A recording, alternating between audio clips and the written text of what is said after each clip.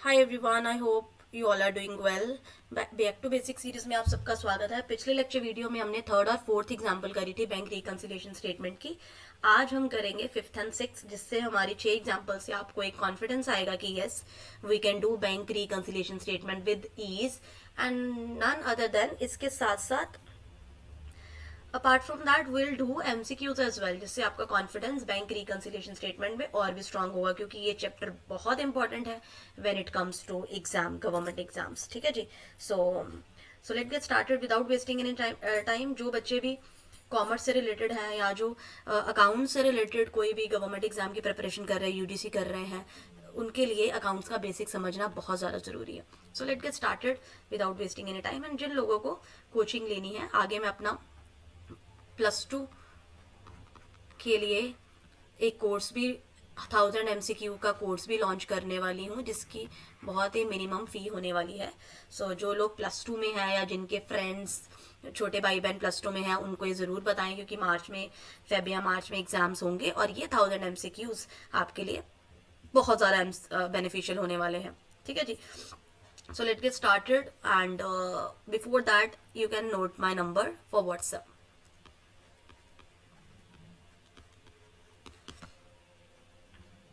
On March 31, 2017, the bank column of cash book of Agarwal Traders show a credit balance of 1,18,100 overdraft. अब highlight करने वाली चीजें अब थोड़ा सा आराम से हम इसे करेंगे ताकि आपको क्लियर हो। ओवरड्राफ्ट है, नेगेटिव में जाएगा। दूसरी बात, इन्होंने लिखा है ये हमारा बैलेंस है कैश बुक का। इट मीन्स हमने किसके अकॉर्डिंग सोचना है? बैंक के अकॉर्डिंग सोचना है, क्योंकि कैश का गिवन है। हमने सोचना किसके अकॉर्डिंग है? बैंक के अकॉर्डिंग सोचना है। ठीक है जी। सबसे पहले यहां पर हम अगेन 2 लाइंस बनाएंगे, एक प्लस वाली, एक माइनस वाली। सबसे पहले जो आपका बैलेंस है वही नेगेटिव में आ जाएगा।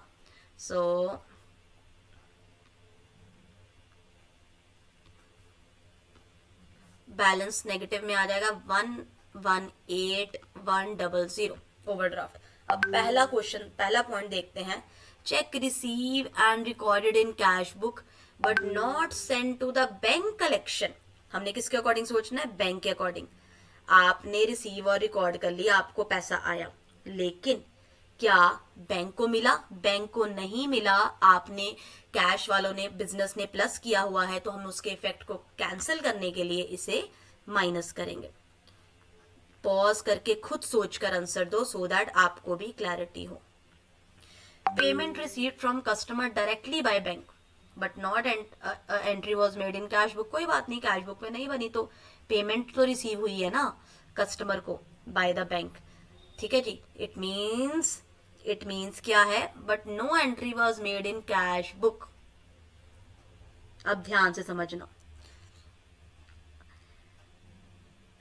पेमेंट रिसीव हो गई जी from the customer directly by the bank, तो इसको हम क्या कर देंगे? अब माइनस हुआ ना, आपने बेसिकली पेमेंट बैंक, आपके बैंक अकाउंट में ये प्लस हुआ है। ठीक है, आपको पता ही नहीं है। आपने ये क्या करा हुआ है? सॉरी,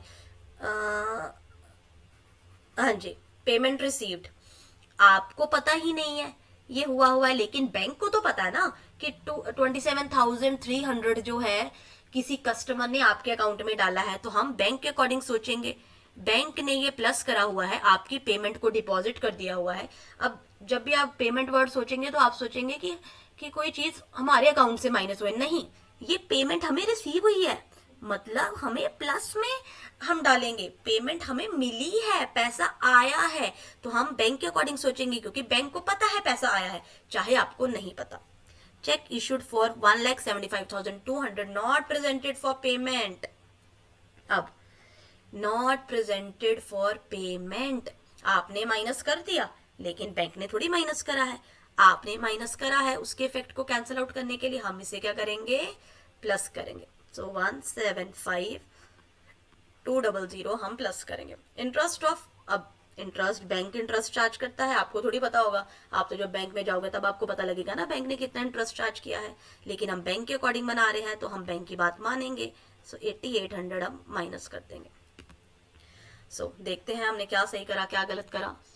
सबसे पहले negative overdraft as per cash, ठीक है जी, यस हमने करा। फिर उसके बाद 12,400, यस 12,400 ये रहा।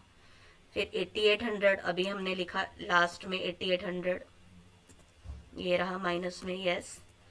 और ये दो इधर, इसके कारण ये 1,75,200 जो प्लस हुआ, इसके कारण जो है आप देखेंगे, पहले देख लो दोनों करे हुए, यस 27,300 और 175,200 करा हुआ।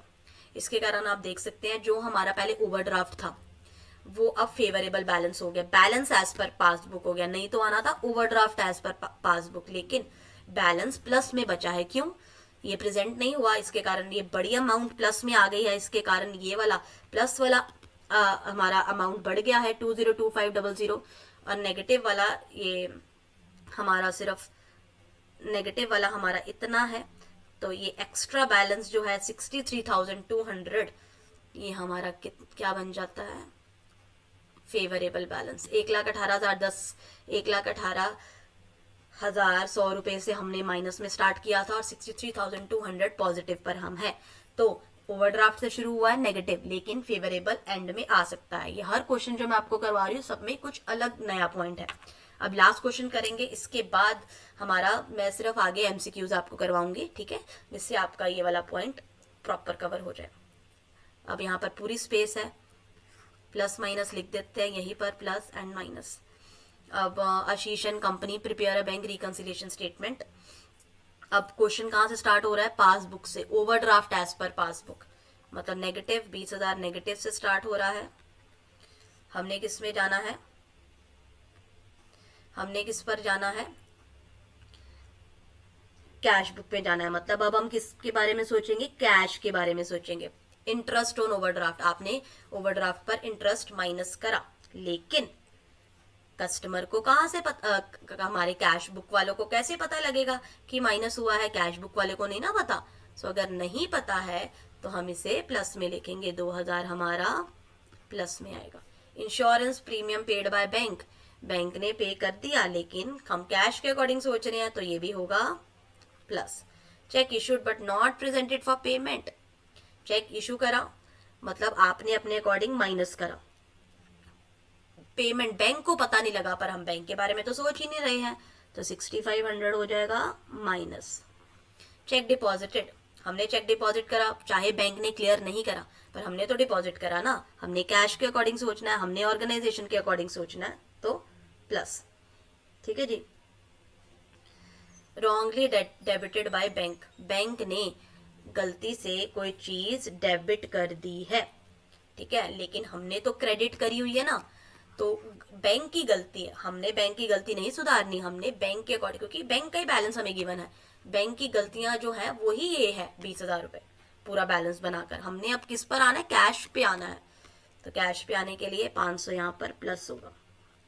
सो टोटल करेंगे, ये हो गया हमारा 20,000 प्लस 6,500 26,500, और ये हमारा कम है, शॉर्ट है, इसको प्लस करेंगे 2,000 8,700 रुपये, तो इसको माइनस करेंगे 26,500 से, तो कितना आ जाएगा 17,800। क्या आएगा, बैलेंस एज पर, क्योंकि प्लस वाला ये हमारा कम है तो ये अगेन ओवरड्राफ्ट ही रहेगा, overdraft as per cash book that will be 17,800, नीचे दोनों का टोटल कर देंगे 26,500। ओके, देखेंगे एक बार ऐसे ही है, ये 17,800 देख सकते हैं, पहले 20,000 माइनस था, यस ओवरड्राफ्ट का बैलेंस, फिर ये 2,000 इंटरेस्ट वाला प्लस होगा, प्रीमियम वाला प्लस, इंटरेस्ट प्रीमियम प्लस 6500, 6500 इधर प्लस यस।